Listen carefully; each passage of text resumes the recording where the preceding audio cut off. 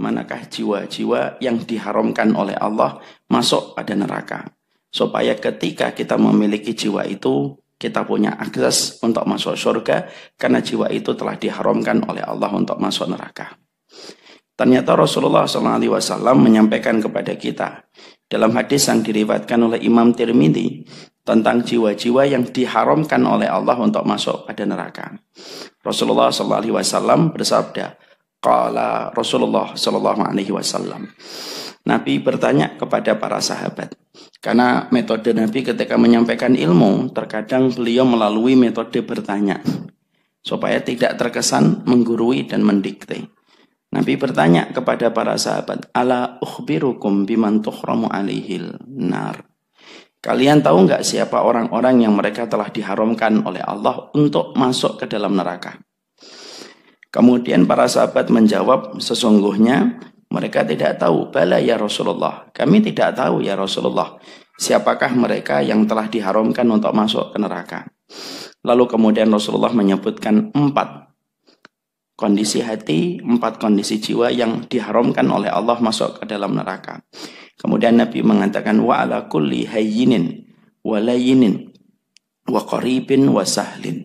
Sesungguhnya ada 4 orang yang tidak akan pernah dimasukkan oleh Allah ke dalam neraka setelah mereka beriman kepada Allah. 1, hayyinin. 2, layinin. 3, qaribin. Yang keempat, sahlin. Inilah 4 perkara yang kita harus mengerti dari kunci jawaban selamatnya manusia ketika diharamkan manusia itu dari neraka dengan memiliki 4 sifat itu. Hayyin, layyin, qaribin, wasahlin. Dan kita akan mencoba membahas satu persatu dari sifat-sifat itu, bagaimana maksudnya, supaya kita mampu mengukur diri kita, sudahkah saya, sudahkah kita memiliki sifat 4 itu dalam kehidupan kita dan hati kita. Karena perkara itu kunci kesuksesan karir kita kelak ketika kita di surga. Sekarang mari kita bahas. Kunci yang pertama, siapa orang yang kemudian mereka memiliki sifat hayyin? Maka kemudian para ulama kemudian mengatakan hayyin itu merupakan salah satu nama ketika dia memiliki setidaknya banyak makna. Setidaknya ada 3 makna ketika kita disebutkan kata hayyin, kata para ulama. Maka mana itu hayyin? Hayyin itu yang pertama adalah sesungguhnya orang yang kemudian mereka memiliki sifat hayyin adalah orang yang tidak mudah untuk memaki. Dia tidak mudah untuk memaki dan tidak mudah untuk melaknat. Dan itu merupakan salah satu di antara indikator keimanan kita kepada lisan, kepada Allah dan hari akhir, itu menjaga lisan kita untuk tidak mudah melaknat. Karena orang yang tidak mudah melaknat itu memiliki sifat hayyin.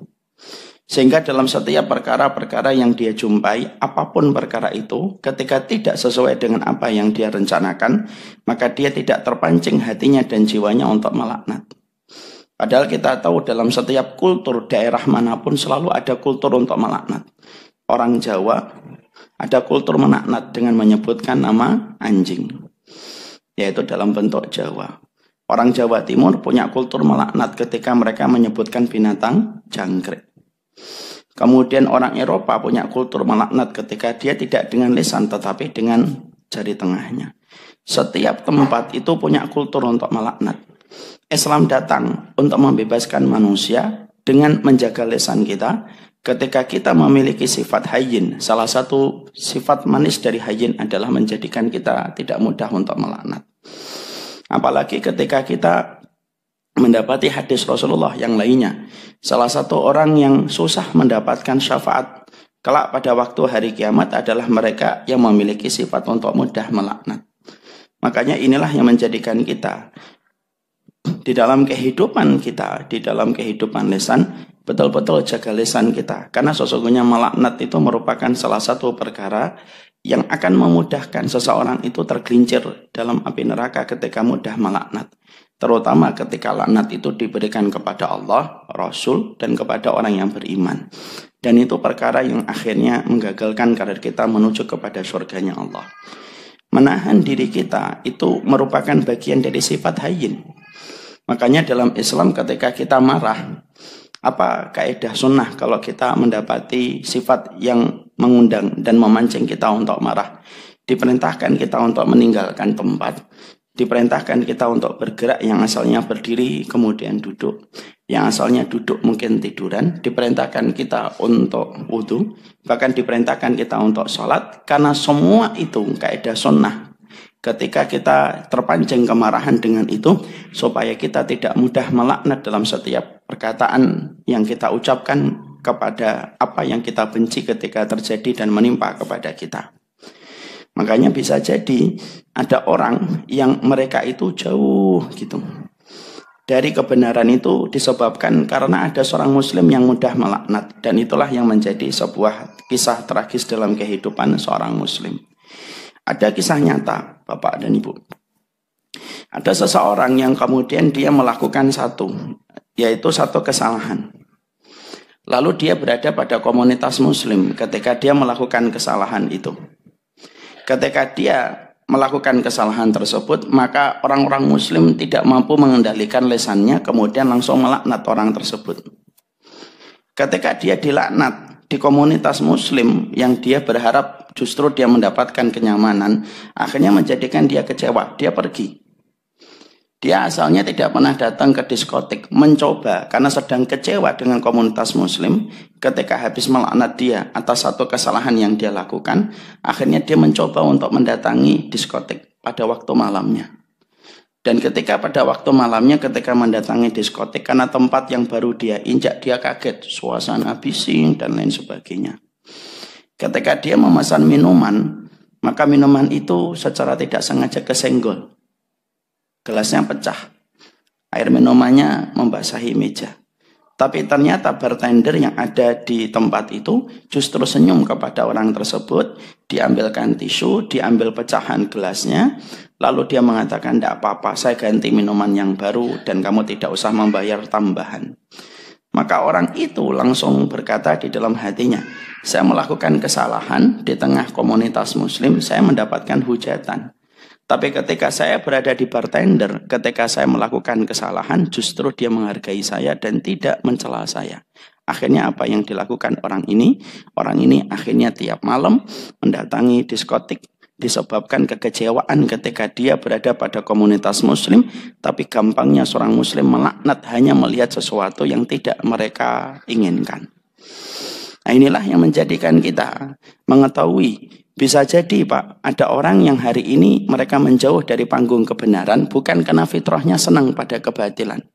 Tapi berapa banyak orang yang hari ini menjauhi panggung kebenaran disebabkan karena dia kecewa orang yang berada di atas panggung kebenaran itu suka mencela dan mereka suka melaknat atas segala dosa yang belum bisa ditinggalkan orang yang baru belajar. Akhirnya menjadikan kemudian orang menjauh dari panggung kebenaran ketika orang-orang yang mereka itu berada di atas panggung kebenaran itu tidak mampu mengendalikan dan mengontrol setiap lisan yang keluar dari bibirnya. Makanya inilah yang menjadikan kita betul-betul memahami orang yang berjalan di atas sunnah, yaitu adalah mereka yang senantiasa tidak mudah untuk melaknat, tidak mudah untuk mengucapkan kata-kata kotor. Semarah apapun diri kita, maka itu datangnya dari setan. Maka ambil air wudhu, maka padamkan dengan air wudhu. Bergeraklah, kemudian keluarlah dari tempat pertengkaran yang ada di sekitar kita. Karena sesungguhnya keluarnya kita atau menjauhnya kita dari tempat terjadinya pertengkaran itu akan menjaga keselamatan lisan kita untuk tidak mudah melaknat, dan itu merupakan salah satu sifat hayyin yang ada dalam kehidupan orang yang diharamkan oleh Allah untuk masuk ke neraka. Mungkin ada yang bertanya, Ustadz, apakah kemudian kita tidak boleh marah? Boleh. Tetapi marahnya harus dilihat pada konteks apa. Ada dua kemarahan. Ada marah yang disebabkan oleh nafsu dan emosi. Nah, itu merupakan perkara yang harusnya kita bersabar dan menahan marah. Wal kadhiminal ghaidha, yaitu tahanlah marahmu. Tapi ada yang kedua, marah yang disebabkan karena syariatnya Allah dilecehkan. Kalau sunnah Nabi dilecehkan, nah itu kemarahan yang merupakan bagian dari ghirah, kecemburuan semata-mata karena Allah. Nabi tidak pernah marah pada urusan pribadi. Nabi pernah jalan, ketika Nabi pernah jalan, Maka Nabi pernah diambil kain yang melilit lehernya oleh Arab Badui, ditarik dengan keras sampai membekas dari kain itu merah di lehernya. Nabi senyum dan tidak marah. Kenapa? Karena persoalan itu hanyalah persoalan pribadi. Tapi Nabi marah. Kapan? Ketika beliau mendapati ada seorang wanita dilecehkan dalam orang Yahudi, maka Nabi langsung mengirimkan pasukan untuk mengepung benteng tersebut. Di dalam benteng itu ada orang yang melecehkan seorang wanita muslimah, ditarik jilbabnya, dan sesungguhnya benteng itu sampai dikepung 15 hari sampai mereka takluk dan menyerah kepada kaum muslimin. Kenapa Nabi yang pertama beliau tersenyum? Pada konteks yang kedua beliau marah, karena konteks yang kedua yang diserang adalah Allah, Rasul, dan orang yang beriman kepada Allah. Makanya disitulah kita paham, jangan sampai kita salah menempatkan porsi marah ketika kita berbicara tentang agama Allah yang dilecehkan, tidak marah. Tapi ketika mobil kita diserobot oleh motor secara tiba-tiba membuat kita kaget, malah justru kita malah seakan-akan urusan mobil kita lebih mahal daripada urusan agama kita. Maka orang-orang yang semacam ini, mereka hanya memiliki emosi dan nafsu tetapi tidak memiliki ghirah. Ghirah itu apa? Ghirah itu adalah kecemburuan karena Allah. Ketika kita mendapati Allah, zat yang kita cintai, diremehkan syariatnya, maka kalau kita cinta yang benar karena Allah, pasti kita punya rasa cemburu karena Allah, dan itulah yang disebut dengan kemarahan yang dibenarkan oleh syariat. Makanya inilah yang menjadikan kita harus memahami sifat yang pertama dari orang hayyin itu adalah mereka tidak mudah untuk melaknat. Sifat yang kedua yaitu adalah mereka orang yang kemudian hayyin itu mudah untuk memaafkan dia. Jadi akhirnya ketika dia mendapati ada orang-orang yang berbuat salah dalam hidupnya, dia dimudahkan oleh Allah untuk memaafkan kesalahan orang itu. Ketika orang lain berbuat kezaliman kepada dirinya, dia maafkan orang itu, dia mudah untuk memaafkan. Makanya disebutkan wal afina anin nas. Mereka itu adalah orang yang sering memberikan maaf. Karena banyak sekali orang yang datang dalam kehidupan kita, itu ada dua, Bapak dan Ibu. Ada yang datang dalam kehidupan kita membawa bunga yang membuat kita gembira. Orangnya baik, cocok dengan hati kita. Kalau masalah kayak gini sih, tidak usah kemudian kita membicarakan. Ada yang kedua, ada orang yang datang dalam kehidupan kita membawa duri yang siap membuat kaki kita terluka dan hati kita terluka. Makanya kalau ada yang kedua, kemudian mereka menorehkan kesalahan untuk kita, orang yang berperilaku hayyin adalah orang yang mudah untuk memberikan maafnya. Karena seseorang itu dinilai keimanannya ketika dia mudah untuk memberikan rasa maaf kepada orang yang berbuat kesalahan. Kadang-kadang kita memiliki emosi ketika kita didolimi sama orang. Akhirnya begitu sulit untuk memaafkan. Makanya orang yang berani memaafkan itu termasuk salah satu amalan yang hampir-hampir mizan kebaikan nanti di akhirat itu tidak mampu menanggungnya saking beratnya amalan itu ketika ditanggung oleh timbangan kebaikan kita. Bapak Ibu tahu? Ada amal yang hampir-hampir timbangan itu tidak bisa untuk memikulnya. Saking beratnya amalan itu. Dan itu ada 3. 1, amalan sabar. Sabar itu, mizan itu hampir nggak kuat. Karena apa? Karena besarnya pahala bagi orang yang bersabar. Makanya Allah ketika menceritakan pahala orang yang sabar itu apa? Yaitu adalah Allah memberikan langsung pahala kepada orang yang bersabar. Yang kedua, amalan yang hampir begitu berat untuk ditimbang dalam mizan itu, amalan puasa Ramadan kita yang diterima oleh Allah ketika Ramadan kita selama 1 bulan, ketaatan kita membuka pintu langit dan diterima oleh Allah. Yang ketiga, amalan yang begitu berat untuk ditimbang oleh Allah itu adalah amalan ketika kita memberikan maaf. Makanya kelak pada waktu hari kiamat dalam sebuah hadis yang sahih, maka para malaikat itu memanggil dengan panggilan, faman ajruhu 'alallah ayyaqumu. Para malaikat itu kelak pada waktu hari kiamat mereka itu berkata, siapa itu orang yang pahalanya langsung memberikan adalah Allah. Maka yang berdiri adalah orang-orang yang dulunya memberikan maaf kepada orang yang menzalimi mereka. Mereka berdiri, pahalanya dikasih langsung oleh Allah. Allah yang ngasih langsung. Saking beratnya, mizan kebaikan hampir tidak mampu untuk menanggungnya. Kenapa? Karena memaafkan itu perkara yang sangat bertentangan dengan jiwa kita ketika kita kecewa pada seseorang. Kalau bukan karena iman, orang begitu sulit untuk memaafkan. Karena kita punya sifat marah yang diberikan oleh Allah. Marah itu sifat fitrah yang Allah berikan. Makanya orang yang mereka menundukkan fitrahnya untuk marah, lalu kemudian dia serahkan itu kepada Allah, maka sesungguhnya itulah orang yang dicintai oleh Allah, dipanggil malaikat pada waktu hari kiamat dan diberikan pahala secara kontan, cash oleh Allah ketika dia memaafkan manusia. Dan itu termasuk sifat hayyin. Salah satu hal yang bisa kita petik menjadi pelajaran adalah kisah bagaimana Abu Bakar itu pernah didolimi. Tahukah kita dalam sirah, Abu Bakar itu pernah didolimi, Bapak. Yaitu oleh saudaranya yang bernama Mistah bin Usasah. Tahu kita Mistah bin Usasah? Termasuk keponakan dari Abu Bakar radhiyallahu anhu. Ketika ibunda Aisyah radhiyallahu anha dalam peperangan Ghazwatul Banil Mustalik pulang, sampai beliau ketinggalan ketika beliau mencari kalung, sampai ketika pulang diantar oleh seorang sahabat sampai dituduh bahwasanya dia itu berzina. Maka termasuk orang yang mengabarkan tentang zinanya ibunda Aisyah itu Mistah bin Usasah bersama Abdullah bin Ubay, orang munafik. Padahal Mistah bin Usasah ini bukan munafik. Bersama dengan Hasan bin Sabit. Maka dia termasuk orang yang membesarkan berita bahwasanya ibunda Aisyah itu berzina. Padahal Aisyah itu masih saudaranya. Padahal Abu Bakar itu memberikan nafkah kepada keluarganya Mistah bin Usasah setiap bulan. Coba. Ketika Allah menyingkap hakikat siapa yang menyebarkan fitnah tersebut, Allah turunkan surat An-Nur ayat yang ke-12 sampai ke-24. Diungkap oleh Allah siapa saja yang kemudian membesarkan berita fitnah kepada ibunda Aisyah. Salah satunya Mistah bin Usasah. Maka langsung Abu Bakar itu marah, dan ketika marah, maka kemudian Abu Bakar berkata dan bersumpah, aku tidak akan ngasih lagi nafkah kepada keluarganya Mistah bin Usasah.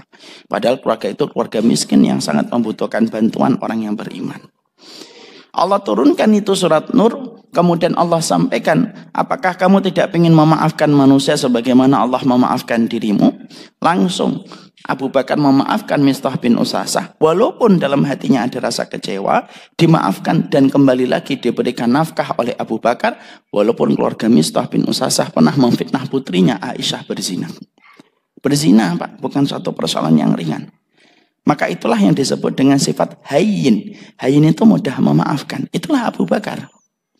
Maaf ya Pak, Abu Bakar itu menjadi orang yang paling utama di antara manusia setelah Nabi Muhammad bukan karena banyaknya sholat. Salah. Kalau sholat itu banyak rakaatnya, kita ini lebih banyak daripada Abu Bakar.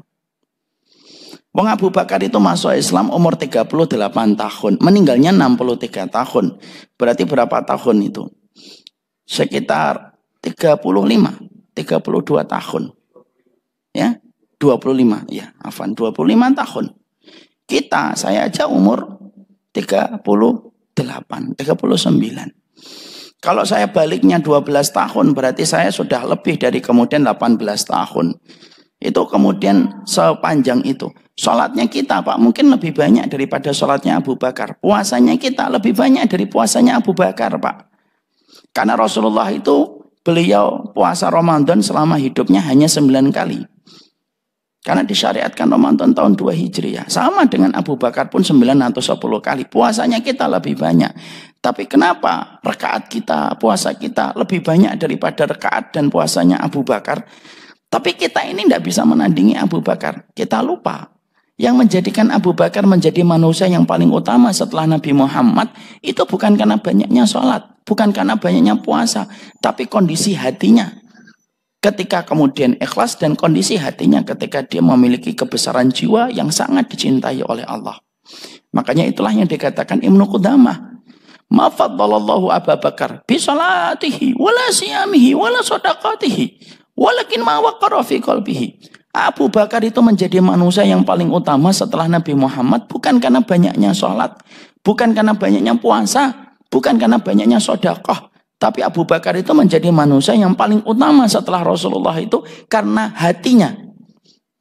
Karena apa yang tertengger di dalam hatinya, itulah yang dimiliki Abu Bakar. Dan salah satunya adalah memaafkan. Mungkin kita bertanya, Ustadz, kenapa ya ada orang yang mendolimi kita? Kan gitu. Bapak dan Ibu harus paham, siapapun yang mendolimi kita, itu sebenarnya sudah dicatat oleh Allah di dalam Lauhul Mahfud 50.000 tahun sebelum Allah menciptakan langit dan bumi. Supaya tidak terlalu sesek dada kita. Kita juga kadang-kadang kan bingung ya, kita nggak kenal sama orang. Orang itu ngomongin kita di grup itu seakan-akan kita nggak ada sisa kebaikan dalam hidup kita. Maka pastikan ada orang ketika mendolimi kita sudah dicatat oleh Allah 50.000 tahun sebelum Allah menciptakan langit dan bumi. Dan pasti ketika Allah kirimkan orang ketika mendolimi kita, pasti di situ di dalamnya ada hikmah. Maka maafkanlah supaya hikmah yang kita dapatkan menjadi lebih besar. Apa hikmahnya? Satu, bisa jadi kita sedang direncanakan oleh Allah untuk mendapatkan sesuatu yang lebih baik. Atau bisa jadi Allah membukakan pintu kepada kita supaya kita mendapatkan amalan yang berat, yang susah untuk ditimbang. Yaitu ketika ada yang mendolimi kita, itu kesempatan kita untuk membuktikan kebesaran hati kita. Maafin. Allah nanti yang akan manggil kamu kelak pada waktu hari kiamat. Kadang-kadang kita itu didolimi kan ada hikmah, Pak. Saya masih ingat ada sebuah kisah. Seorang muslim di Jakarta, owner restoran, cukup terkenal dan banyak sekali cabangnya sekarang. Dia dulu kerja, Pak. Kerjanya kemudian di bank konvensional. Tiba-tiba difitnah. Apa yang terjadi setelah difitnah? Dia dipecat secara tidak terhormat. Pusing, Pak, kepalanya, bingung, nangis dia katanya. Tapi saat itu dia punya hobi untuk masak. Hobinya masak saja dia. Akhirnya dia kemudian mengkomben ada ceker-ceker ayam dikomben, dimasak supaya empuk bagaimana, ngeresep bumbunya gimana. Dia kemudian mengajukan untuk kerja di tempat kantor itu tidak diterima karena memang sudah paruh baya saat itu ketika dipecat. Akhirnya dia memutuskan jualan mie, Pak, ditambah dengan ceker. Loh, alhamdulillah. Ketika buka rame, sampai buka cabang, rame lagi, buka cabang lagi, rame lagi, buka cabang.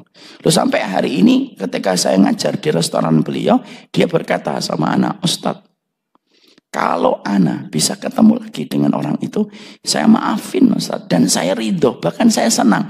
Gara-gara dia fitnah saya keluar dari BCA. Dan akhirnya saya memiliki yang semacam ini.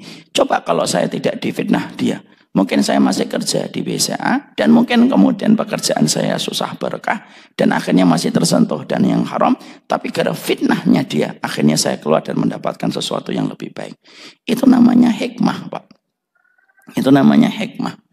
Makanya kita tidak tahu bahwasanya ada orang yang terkadang mendolimi kita. Kita sangka itu buruk, tapi sesungguhnya dia bukan buruk. Tetapi itu merupakan kebaikan.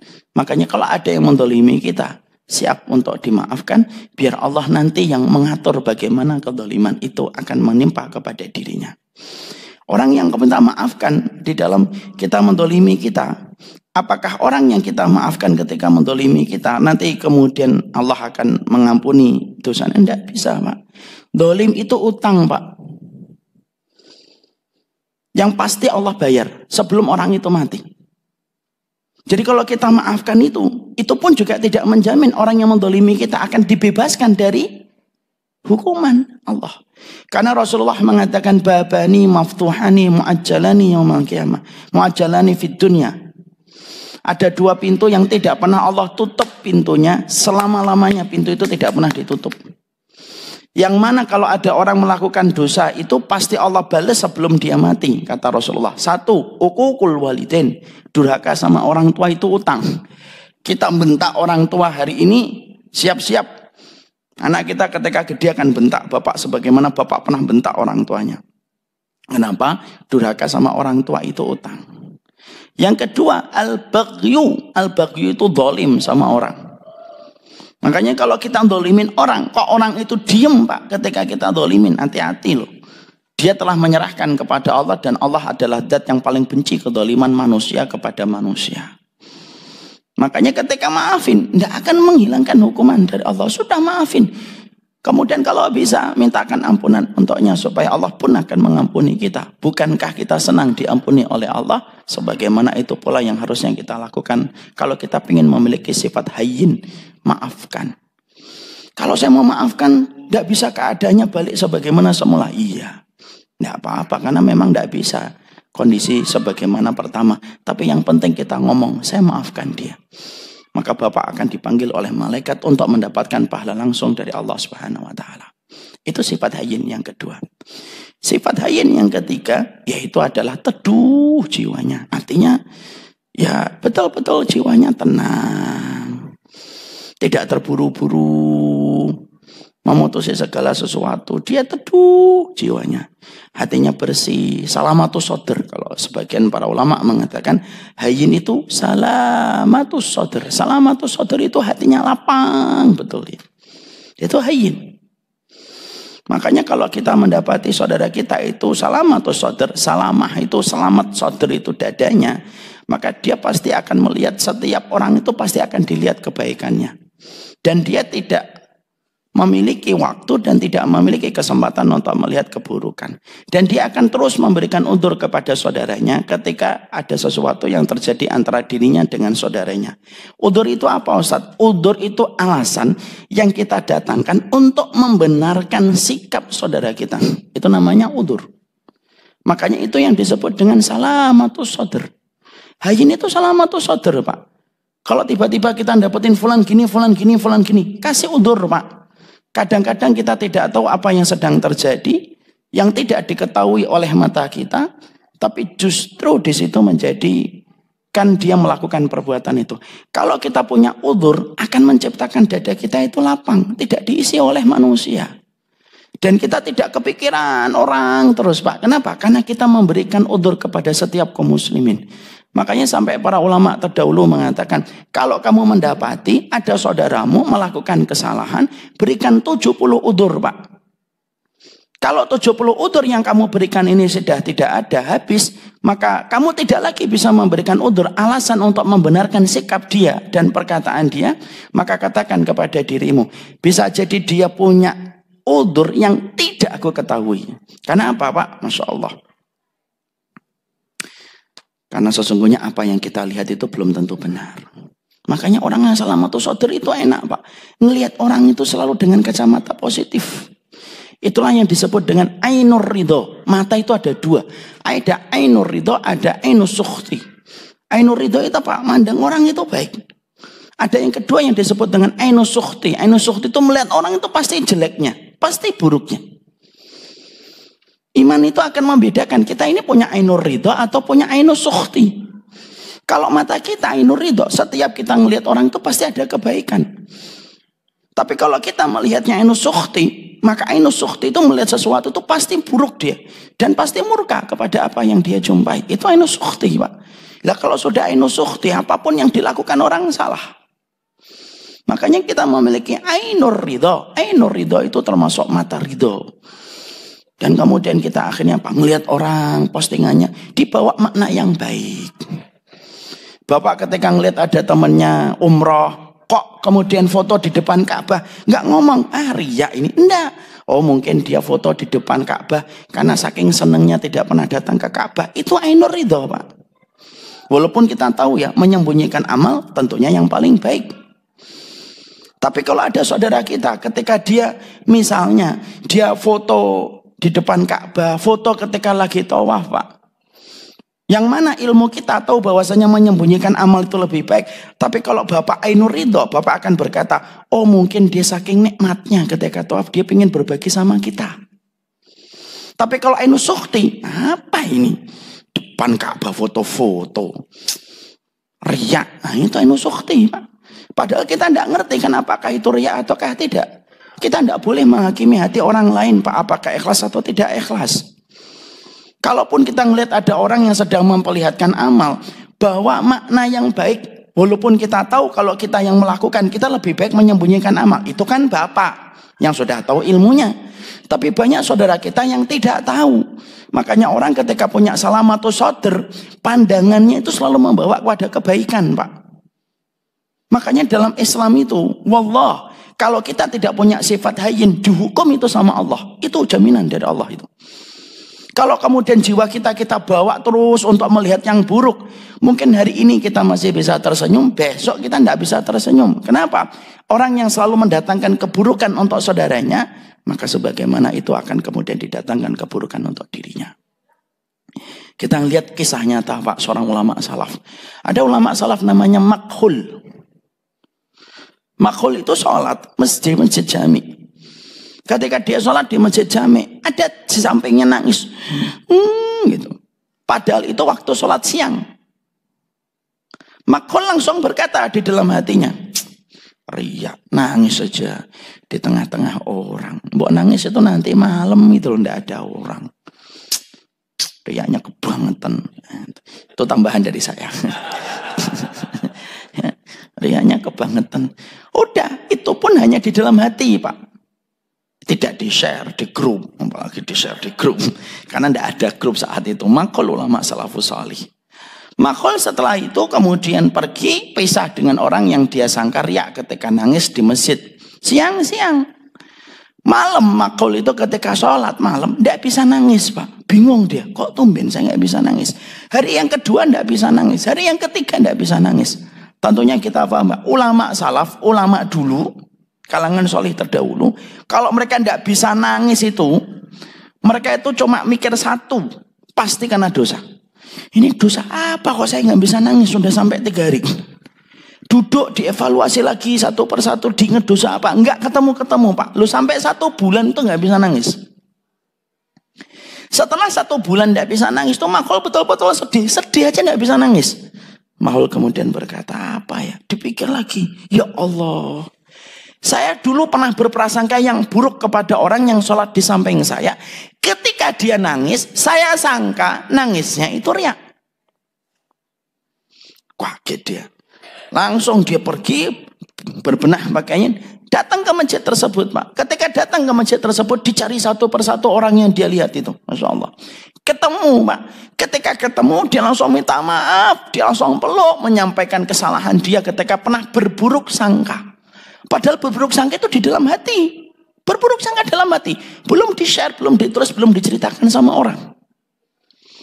Kemudian orang itu memaafkan. Lalu kemudian Makhul malamnya tumpah air matanya seakan-akan itu air mata 1 bulan yang tidak keluar. Makhul kemudian nuliskan itu di kitabnya, Pak. Itulah orang yang punya salamatus shadr itu kayak gitu, Pak. Bawa makna yang baik.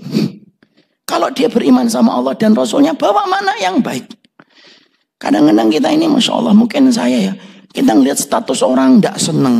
Ya kalau kamu nggak seneng, ngapain kamu lihat? Kan gitu. Kadang-kadang ada IG orang komentar. Oh, sudah ngerti kamu nggak seneng, mampir lagi di IG ini, komen lagi di sini. Loh, kalau nggak seneng ya nggak usah ngelihat gitu. Tapi ada orang yang terkadang mereka itu tidak sadar punya ainus sukhti. Nah ini orang Oman kan pintar bahasa Arab, sudah paham ainus sukhti. Ainus sukhti itu matanya mata buruk gitu ngelihat orang itu. Padahal kita harusnya memiliki ainur ridho. Dan itu termasuk sifat hayyin. Hayyin itu apa? Hayyin itu lembut, Pak. Tidak mudah maki, memaafkan orang. Dan kemudian itu termasuk orang yang hayyin ketika dia teduh hatinya. Salamatus shadr, Pak, dia. Makanya Bapak kadang-kadang lihat ada teman kita itu, diomongin apa aja senyum aja itu. Orangnya itu gampangan gitu. Nah, itu termasuk orang yang berperilaku salamatus shadr. Hatinya itu lapang. Kalau sudah diajak ngomong seseorang, sudahlah, saya tidak ngerti lah. Saya juga masih banyak kurangnya. Nah, itu termasuk salamatus shadr, Pak. Dan itu sifat hayyin. Rasulullah mengatakan, siapa yang diharamkan masuk neraka? 1, hayyin. Dia adalah orang yang kemudian ketika jiwanya hayyin, tidak mudah melaknat. Tidak mudah melaknat. Yang kedua, gampang memaafkan. Yang ketiga, teduh hatinya, salamatus shadr dadanya. Itu kata para ulama.